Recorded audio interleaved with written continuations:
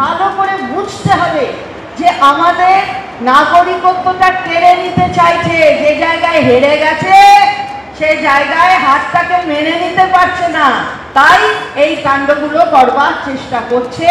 এই প্রদেশের নাম বাংলা, আর তৃণমূল কংগ্রেসের নেত্রীর নাম মমতা বন্দ্যোপাধ্যায়। আমরা কখনো বৈধ ভোটারকে অবৈধ হতে দেব না।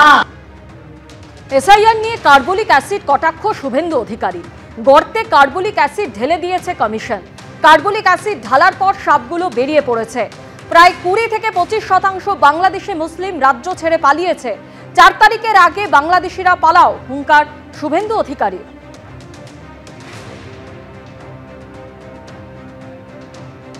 আতঙ্ক না হলে 12টা স্টেটে হচ্ছে, স্ট্যালিন সাহেবের স্টেটে হচ্ছে, শুধু বিজেপি রুল নয়, নন বিজেপি স্টেটও হচ্ছে। কোথাও হইচই নেই, কোথাও মিছিল নেই, মিটিং নেই, গেল রব নেই। একমাত্র এখানে মানে বুঝতে পারছেন, গর্তে কার্বলিক অ্যাসিড দিলে সাপ বেরোয় না। ইলেকশন কমিশন গর্তে কার্বলিক অ্যাসিড দিয়ে দিয়েছে, সাপগুলো এখন বেরোচ্ছে। এটাই তো প্রকৃত দৃশ্য। প্রায় 20-25% মুসলিম বাংলাদেশি পালিয়েছে। বর্ডার এলাকার গ্রাম ফাঁকা হয়ে গেছে, নিউ টাউনে কাজের লোকরা নাই, হাওয়া হয়ে গেছে। এখনো হাতে 24 ঘন্টা আছে। 4 তারিখের আগে পালাও। 4 তারিখে ফর্ম ডিস্ট্রিবিউশন হওয়ার পরে ফর্ম যখন রিটার্ন আসবে, যে ফর্মগুলো রিটার্ন আসবে না বাংলাদেশি মুসলিম, তাদেরকে তো বিএসএফ রিপোর্ট করবে, তারা তো অনুপ্রবেশ নেই। অতএব পালিয়ে যান, আর হিন্দুদের কিচ্ছু চিন্তা করতে হবে না। সিএতে অ্যাপ্লাই করুন, বাকিটা আমরা বুঝে নেব। শুভেন্দু বলছেন গর্তে অ্যাসিড দিলে সাপ বেরোবে, সেই জন্যই মনে হয় আজকে মিঠুনদাকে দেখলাম অনেকদিন বাদে 2-4টে কথাবার্তা বলছে। তো অ্যাসিড পড়েছে, সাপ বেরিয়েছে। এখন যে নিজেই বলে আমি গোখরো, আমি কোবরা, যদিও প্লাস্টিকের জল ঢোড়া, তো যাই হোক, এ তো হয়েছে, সাপ বেরিয়েছে।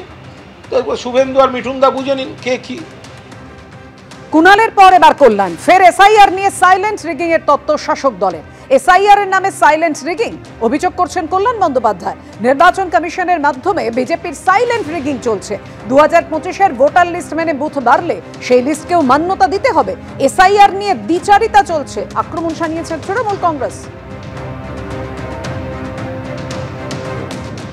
যদি 2025-এর জানুয়ারির ভোটার লিস্টকে মেনে যদি আজকে বুথ বাড়ানো হয়, তাহলে 2025-এর জানুয়ারি পর্যন্ত যা ভোটার লিস্ট আছে তাকে মান্যতা দিতে হবে।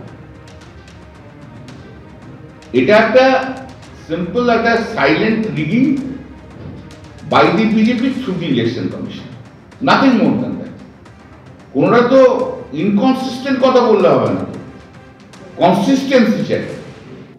2025-এর ভোটার লিস্ট দেখে কটা বুথ হবে ডিসাইড করছো, আর ভোটার লিস্টের নাম ইনক্লুশন এক্সক্লুশনের ক্ষেত্রে তুমি বলছো 2002 থেকে পর থেকে 2025 জানুয়ারি পর্যন্ত যে ভোটার লিস্ট আছে তাকে মান্যতা দেবো না।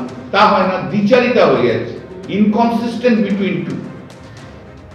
2002-এর ভোটার তালিকা নিয়ে কারচুপির অভিযোগে 30 অক্টোবর সরব হয়েছিল তৃণমূল। সাংবাদিক বৈঠকে নির্বাচন কমিশনকে নিশানা করেন কুণাল ঘোষ। জেলা ধরে ভোটার তালিকা তুলে ধরে কমিশনকে নিশানা করেছিলেন তৃণমূলের রাজ্য সাধারণ সম্পাদক।